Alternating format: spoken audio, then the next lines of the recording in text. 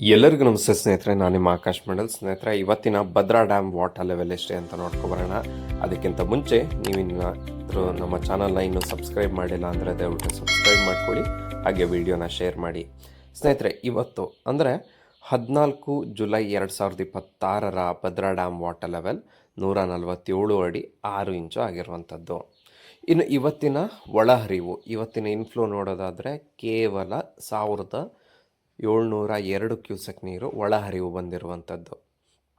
ಇನ್ನು ಇವತ್ತಿನ ಔಟ್ಫ್ಲೋ ಹೊರಹರಿವಿನ ವಿಚಾರಕ್ಕೆ ಬರೋದಾದರೆ 220 ಕ್ಯೂಸೆಕ್ ನೀರು ಹೊರಹರಿವು ಹಾಕ್ತಿದ್ದಾರೆ. ಇದರಲ್ಲಿ ರೈಟ್ ಬ್ಯಾಂಕ್ ಚಾನಲ್ಗೆ ಯಾವುದೇ ರೀತಿ ನೀರನ್ನು ಕಳಿಸ್ಲಾಗ್ತಾ ಇಲ್ಲ. ಲೆಫ್ಟ್ ಬ್ಯಾಂಕ್ ಚಾನಲ್ಗೆ 50 ಕ್ಯೂಸೆಕ್ ನೀರನ್ನು ಕಳಿಸ್ಲಾಗ್ತಾ ಇದೆ. ಇನ್ನು ಸ್ಲೂಸ್ ಗೇಟ್ ಮೂಲಕ ನದಿಗೆ 100 ಕ್ಯೂಸೆಕ್ ನೀರನ್ನು ಕಳಿಸ್ಲಾಗ್ತಾ ಇದೆ.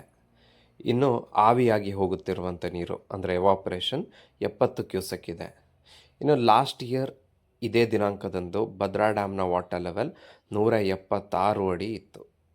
ಇನ್ನು ಲಾಸ್ಟ್ ಇಯರ್ನ ಒಳಹರಿವು ನೋಡೋದಾದರೆ 9735 ಕ್ಯೂಸೆಕ್ ನೀರು ಒಳಹರಿವು ಆಗಿತ್ತು. ಇನ್ನು ಲಾಸ್ಟ್ ಇಯರ್ನ ಹೊರಹರಿವು ನೋಡೋದಾದರೆ 3161 ಕ್ಯೂಸೆಕ್ ನೀರು ಹೊರಹರಿವು ಆಗಿತ್ತು. ಸೊ ಇನ್ನು ಮಳೆ ವಿಚಾರಕ್ಕೆ ಬರೋದಾದರೆ ಝೀರೋ ಮಳೆ ಅಂತಲೇ ಹೇಳ್ಬೋದು. ಏನೇನೂ ಇಲ್ಲ.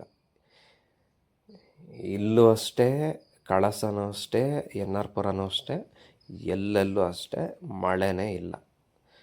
ಇದು ಇವತ್ತಿನ ಭದ್ರಾ ಡ್ಯಾಮ್ನ ನಿರಾಶಾದಾಯಕ ಸುದ್ದಿ ಸ್ನೇಹಿತರೆ.